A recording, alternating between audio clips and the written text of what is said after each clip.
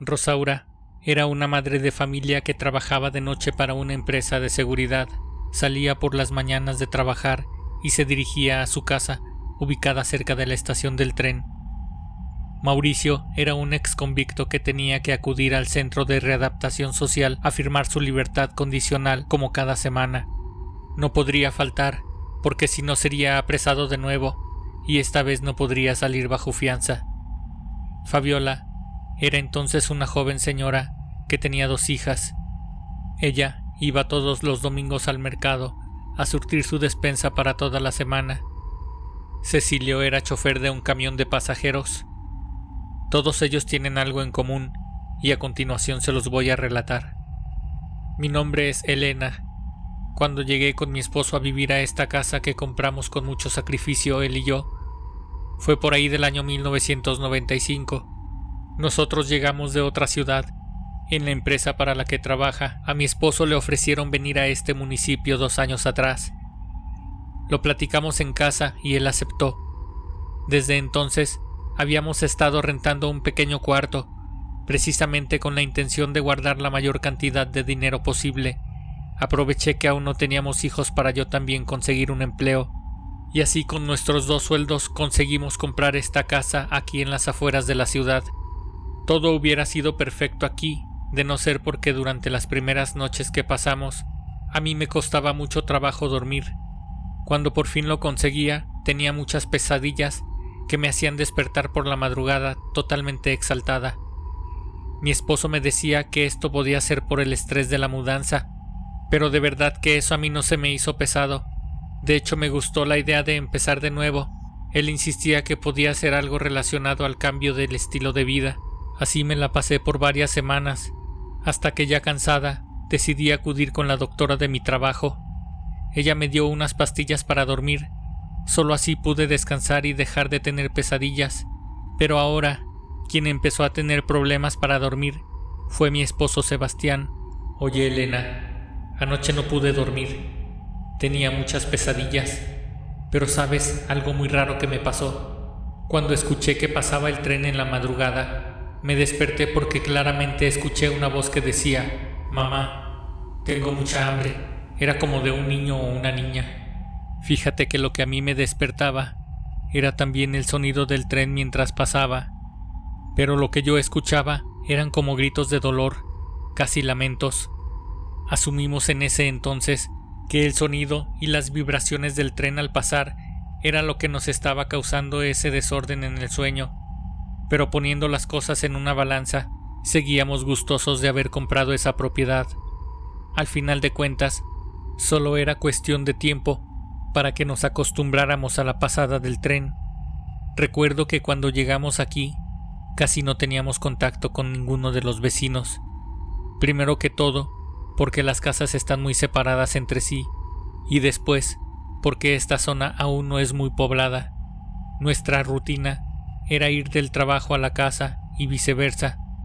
Los fines de semana estábamos muy tranquilos, y cuando escuchábamos el silbato del tren, nos gustaba salir a ver esa enorme máquina. Era algo mágico y nuevo para nosotros. Se nos hizo costumbre disfrutarlo. Algunas ocasiones, mientras contemplábamos el paso del tren por afuera de la casa, veíamos a una mujer indigente que solía juntar latas en las cercanías de las vías. Una noche, cuando ya estábamos listos para dormir, escuchamos cómo tocaron a la puerta de la calle. Eran golpes muy fuertes, como de una persona buscando ayuda, como si lo vinieran siguiendo. Mi esposo se vistió rápidamente para ir a abrir, pero cuando salió no había nadie. Entonces dijo: «Qué raro que alguien esté haciendo esas bromas por acá». Cuando salí no había nadie, ni tampoco miré que alguien hubiera tocado y corrido. ¿Crees que esa mujer que anda juntando las latas en el día sea quien ande molestando a estas horas? Ella es la única que podría andar aquí en la calle ahorita. Pues no lo sé. Y si fuera ella, de todas formas estaría bastante raro. Mejor ya vente a dormir, que mañana tenemos que madrugar. Apenas si nos preparábamos nuevamente para dormir, cuando se escuchó a lo lejos el silbato del tren. Y si bien ya estábamos acostumbrados a las vibraciones y al fuerte sonido del silbato, esa noche, justo mientras pasaba, Se escuchaban como gritos. Era un ruido diferente al que normalmente se escuchaba. ¿Escuchas eso, Elena? Sí, qué raro. ¿Crees que haya pasado algo? Nos vestimos rápidamente y salimos a la calle. El tren casi terminaba de pasar cuando nosotros nos asomamos a mitad de la noche, pero todo parecía estar normal. Es decir, salvo al ruido del tren que empezaba a alejarse allá afuera, no había otra cosa, nada como lo que escuchamos estando dentro de la casa. Después de ese acontecimiento, mi esposo y yo, quienes hasta esa fecha éramos totalmente escépticos en temas paranormales, empezamos a pensar que ahí en realidad podría estar ocurriendo algo. Recordamos lo que días atrás ya habíamos escuchado y que nos despertaba a mitad de la noche. Esos eventos parecían tener cierta relación. A la mañana siguiente, mi esposo y yo, después de haber pasado una noche bastante pesada, nos fuimos a trabajar. Nuevamente acudí al servicio médico porque por la falta de sueño me dolía bastante la cabeza. Buen día, doctora. Soy yo de nuevo. Anoche otra vez no pude dormir. En la casa están pasando cosas muy extrañas y la verdad es que a mi esposo y a mí cada vez se nos está haciendo más difícil el pasar ahí las noches. Debe ser normal cuando vives muy cerca de donde pasa el tren. Esas enormes máquinas son muy ruidosas. Pues si fuera solamente por el sonido de la máquina pasando por las vías, no habría problema. El punto es que a eso se le han ido sumando unos sonidos o eventos que ya hasta nos están haciendo creer en fantasmas. Ella me preguntó que dónde vivía, y cuando le dije la ubicación de nuestra casa, ella quedó boquiabierta, pues justo frente a mi casa, cruzando las vías, hay una vieja hacienda abandonada. Ese lugar es muy conocido, de tal manera que la doctora supo de inmediato dónde se ubica mi domicilio. No puedo creer dónde me dices que está tu casa. O sea, que no sabes lo que pasó ahí hace 5 años. No, ya me acordé. Tú no eres de aquí, ¿verdad? Por eso no lo sabes. No me asustes, doctora. Pues, ¿qué pasó ahí? Platícame, por favor. Ella me empezó a relatar lo que ella supo acerca de la noticia en la que se mencionaba que había ocurrido un desgarrador accidente en el que, debido a la irresponsabilidad de un conductor, mucha gente perdió la vida de manera catastrófica. El accidente involucraba a un tren y a un camión de pasajeros.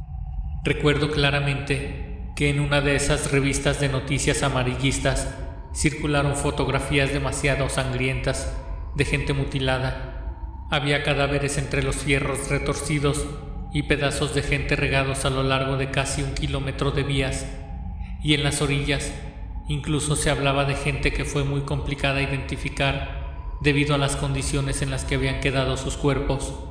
Mientras la doctora me platicaba, yo no daba crédito a lo que escuchaba. Esa desgracia parecía irreal, ni siquiera parecía una situación sacada de la peor película de terror que yo hubiera visto. Sentí como se me revolvía el estómago de solo pensar en el accidente. Ya ni siquiera pensaba en los posibles fantasmas que nos estaban acechando en casa. Solo pensaba en la fatalidad de aquel acontecimiento. El resto del día estuve en shock por lo que acababa de escuchar por parte de la doctora. Entonces, camino a casa, yo me encontraba muy paranoica, y antes de que el camión cruzara las vías, ya estando cerca de casa, mejor decidí bajarme y continuar caminando a pie. Mientras cruzaba las vías, yo iba titubeando mucho. Volteaba una y otra vez a ambos lados. Casi me quedo del otro lado sin poder cruzar. Solo me animé cuando miré a unos niños muy pequeños cruzar las vías cargando sus bicicletas. Por fin llegué a casa. No sabía si entrar o no. Estaba muy nerviosa. Ahora, con todos los detalles que sabía, de verdad que había quedado consternada. Entonces entré y me quedé sentada en el comedor. Solamente pude levantarme para preparar un té para calmar los nervios. Por fin Sebastián regresó de trabajar. No sabía por dónde empezar a contarle. Estaba muy mal y él notó mis nervios. Entonces me dijo: ¿Qué tienes, Elena? ¿A poco seguiste escuchando cosas raras? Peor que eso, hoy me enteré de algo, y ese algo pasó aquí 5 años atrás. Ahí le empecé a contar cada detalle de lo que la doctora del trabajo me había dicho. Él también se empezó a poner muy mal. Esa noche, Cuando escuchamos a lo lejos el silbato del tren, nos pusimos muy nerviosos. Ya no volveríamos a percibir de la misma manera al tren, a las vías, ni a nada de lo que estuviera relacionado con eso alrededor. Al día siguiente era fin de semana. Salimos muy temprano a la calle para comprar algo de almorzar. Como era costumbre, miramos a la mujer que todo el día se la pasaba juntando latas junto a las vías. Parecía padecer de sus facultades mentales. Mi esposo y yo siempre nos preguntábamos dónde vivía, porque a veces andaba recién bañada y otras se dejaba caer completamente en cuestiones de higiene. Nosotros sospechábamos todavía que hubiera sido ella quien había estado tocando nuestra puerta aquella noche. Tenemos una vecina. Ella vive en una de las casas más cercanas a la nuestra. Ella vende almuerzos, y los fines de semana que mi esposo y yo descansábamos, nos íbamos a almorzar a su negocio. Y pues con el paso de los días nos fuimos agarrando un poco de confianza, mutuamente claro. Después de salir de casa, llegamos ambos muy temprano al puesto de almuerzos con doña Lupe, después de haber pasado una noche más o menos buena en mi caso, a pesar de ahora conocer todo aquello que había acontecido años atrás muy cerca de nuestra casa, incluso debajo de ella. Pero Sebastián definitivamente se veía muy mal. Con lo que le platiqué se le fue el sueño y sus nervios lo tuvieron despierto toda la noche. La señora Lupe, al mirar a mi esposo, le dijo: «Mire nada más qué cara trae don Sebas. Estuvo buena la fiesta, ¿verdad?» «No, hombre, nada de eso, señora. Bueno hubiera sido. Fíjese que no he podido dormir bien. He tenido algunas pesadillas que me hacen despertar y después no me puedo dormir, menos ahora con lo que me acabo de enterar». «No me diga eso. ¿A poco usted también tiene ese problema en su casa?» «Pero no me extraña. La verdad es que con lo que pasó no era para menos. Yo pensé que ustedes ya sabían todo acerca de este lugar». «Pues no, señora. Es que nosotros no somos de aquí. Apenas llegamos hace un poco más de 2 años». «Ah, pues con razón yo los miraba muy tranquilos. Déjenme les platico, y sirve que le dan una pensadita a ver si me pueden ayudar». «¿Ayudar a qué? ¿A qué se refiere, señora?» «Como pueden ver, yo soy una persona ya grande, y a mi edad pienso que ya viví lo que tenía que vivir. De verdad que me siento muy cansada. Si no fuera por esas inocentes almas a las que les prendo sus veladoras, ya me hubiera dejado vencer desde hace mucho tiempo. Y si yo me voy, ¿qué va a ser de esos pobres espíritus que de por sí no han encontrado su camino hacia la luz?» «O sea que usted cree que lo que nos ha hecho tener estas pesadillas o escuchar cosas raras efectivamente son espíritus de aquellas personas que estuvieron involucradas en el accidente?» «Definitivamente sí. Yo vivía aquí desde antes de que ocurriera eso y les puedo asegurar que no pasaban ese tipo de cosas. Y a partir de la desgracia todo cambió. Yo no podía quedarme de brazos cruzados, ni modo de abandonar todo lo que ya habíamos construido aquí. Recuerdo esa catástrofe como si hubiera ocurrido ayer mismo. Desde muy joven siempre he tenido este puestecito de almuerzos. De aquí es de donde me he mantenido todos estos años. Esta era una comunidad muy tranquila. Cuando escogí este lugar para establecerme fue porque está a la orilla de la carretera y por aquí pasan muchas personas que van para los pueblitos de viaje en los fines de semana. Desde hace algunos años han crecido el tránsito de personas gracias a la apertura del Cerezo, así se llama la cárcel que está aquí cerca. Un día muy temprano, apenas si estaba acomodando mis mesas y el brasero para ir calentando el comal. Iban a dar las 9 y el sol ya estaba a todo lo que daba. Mucha gente ya regresaba a casa de surtir su mandadito. Ese es el caso de mi vecina Fabiola. Ella todos los domingos madrugaba para ir con sus 2 pequeñas hijas al mercado. Regresaba bien cargada, con un montón de bolsas. Pobrecita, al menos todavía en ese tiempo tenía el apoyo de su esposo. Él se había ido a Estados Unidos y le mandaba sus buenos dólares. Cuando Fabiola bajaba del camión, yo solía ayudarle a bajar sus bolsas.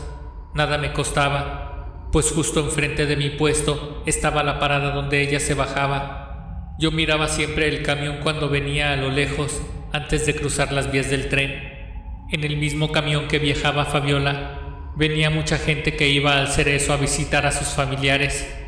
Algunos de esos pasajeros se bajaban ahí en mi puesto para llegar a almorzar antes de llegar al Cerezo, y así podían comprar también algo para llevar a sus parientes que estaban recluidos. La línea de camiones que transportaba a la gente se llamaba Azules y Triángulo. De verdad que tanto los choferes y los dueños de la línea no tenían vergüenza. La pobre gente siempre venía bien apretada. A esos camiones normalmente les cabían unas 40 personas, y ese día venían como 75 pasajeros, entre hombres, mujeres, niños y hasta bebés. Fabiola hasta el día de hoy es la única que me ayuda con mi misión de ayudar a esas almas que penan en las vías. Tal vez ya la hayan visto. Cuando le dan sus crisis nerviosas, se deja caer mucho y se la pasa junto a las vías del tren juntando latas. Cuando tiene sus etapas de lucidez, aún recuerda cómo empezó todo, y a veces se desahoga conmigo recordando aquel día mientras llora y llora.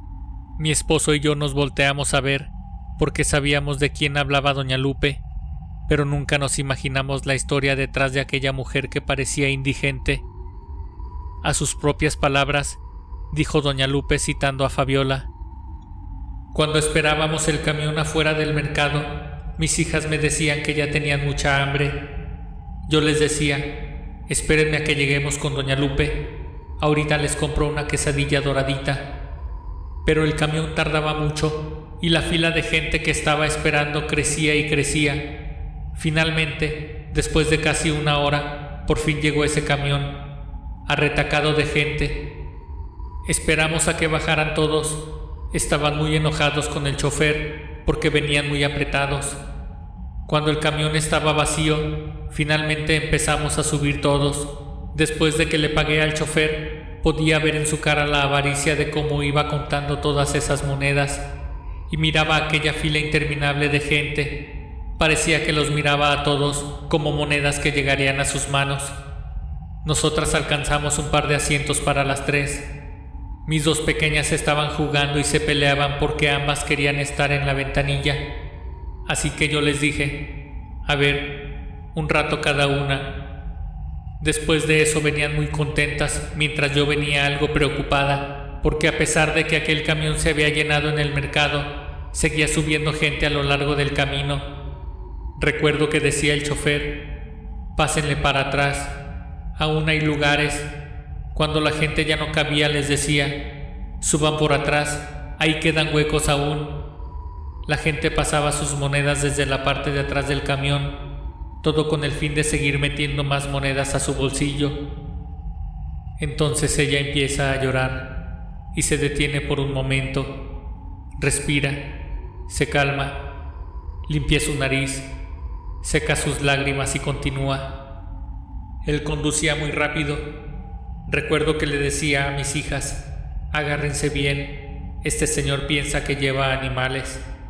Nos dimos cuenta que su prisa se debía a que uno de sus compañeros choferes ya lo venía alcanzando. Se había empalmado de tanto tiempo que él había hecho para que se le juntara el pasaje. Pasamos por una colonia que en aquel momento tenía calles de tierra, y obviamente, como pasaban por ahí los camiones, se formaban enormes baches y se levantaba una gran polvadera. Fue ahí cuando el camión dio un gran salto. Tanto saltó que una de mis hijas cayó de su asiento y se golpeó la cabecita con el asiento de adelante. Entonces le grité más fuerte al chofer que tuviera más cuidado al manejar, pues mi hija iba llorando del golpe que se había dado gracias a él. Después de ese tramo de trayecto, al menos el camino era más uniforme. Recuerdo en especial a una señora que pidió su bajada y el señor conductor no se detuvo. Al contrario, le dijo: espérese señora, ahorita la dejo en cuanto pasemos las vías. En eso, escuchamos el silbato del tren que no dejaba de sonar y el maldito chofer no dejaba de acelerar. Le quería ganar el paso a como diera lugar. No sé qué estaba pensando.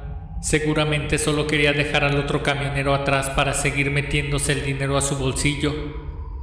Después de escuchar el sonido del tren cada vez más cerca, todo fue pasando como en cámara lenta. el sonido de los fierros arrastrando, los gritos de la gente, el llanto de los niños asustados, y después de un breve silencio y una nube de polvo que se fue esparciendo, se escucharon gritos de dolor, llantos desgarradores de gente buscando a sus familiares. Mis hijas no estaban, no las encontré por ningún lado. En eso llegó Lupe y me tapó la cara. Tiempo después supe por qué lo hizo, pues si hubiera logrado ver a mis pequeñas, yo ya no estuviera viva. Fabiola con el paso del tiempo dejaba de hablar, se quedaba ausente de sí misma. Después de un tiempo recobraba la cordura, pero se la pasaba llorando. Cuando le contó a su esposo lo que había ocurrido, lo menos que esperaba de él es que viniera a ofrecerle su apoyo moral, pero el desgraciado nunca se apareció por aquí, dejó de mandarle dinero incluso. Ella se quedó solita a la deriva, lo único que le ayuda es cada año, cuando llega el aniversario de la desgracia, ayudarme a poner veladoras y a rezar por esas almas para que logren encontrar la luz. El lugar donde construyeron la casa donde ustedes viven estaba lleno de restos humanos. Las autoridades trataban de limpiar la zona y recuperar los restos de las personas, pero fue una tarea muy difícil. Seguramente por eso es que ustedes sienten esas presencias. También por eso escuchan los lamentos de todas esas almas que quedaron atrapadas en ese lugar. Sebastián y yo aceptamos la invitación de doña Lupe y a partir de ese año ayudamos con algunas veladoras y sobre todo nuestros rezos para que esa gente pueda descansar en paz. También, cada que tenemos oportunidad, platicamos con Fabiola. Ella sigue llorando a sus criaturas y no es para menos. Debe ser una de las penas más grandes que alguien pueda experimentar. Así como esta historia, hay muchas acerca de la gente que viajaba en aquel autobús. Según se comentó en las noticias, el chofer, cuyo nombre era Cecilio Ramírez Ríos, sobrevivió al accidente y huyó del lugar. Por su irresponsabilidad, acabó con la vida de 34 personas en un instante: hombres, mujeres, niños, ancianos, bebés. Por nuestra parte, gracias a las oraciones que hemos dedicado a aquellas almas, podemos dormir más tranquilos en casa, pese al fuerte sonido del tren cuando pasa. No cabe duda que la avaricia y la imprudencia de unos cuantos no les permite ver que hay vidas que dependen de ellos. Este es solamente un ejemplo de lo que puede salir mal cuando una persona viola los reglamentos de seguridad. Lo mismo ocurre con un avión, un edificio o un centro de trabajo. Como escuché una vez que alguien dijo: si quieres encontrar la raíz del problema, busca dónde está el dinero. Esta historia está basada en hechos reales. Si te gustó, suscríbete a mi canal, activa la campanita y compártelo. Subo episodios cada semana. Te pido de favor que nos sigas en TikTok, Instagram y Facebook. Esto fue Historias de terror reales.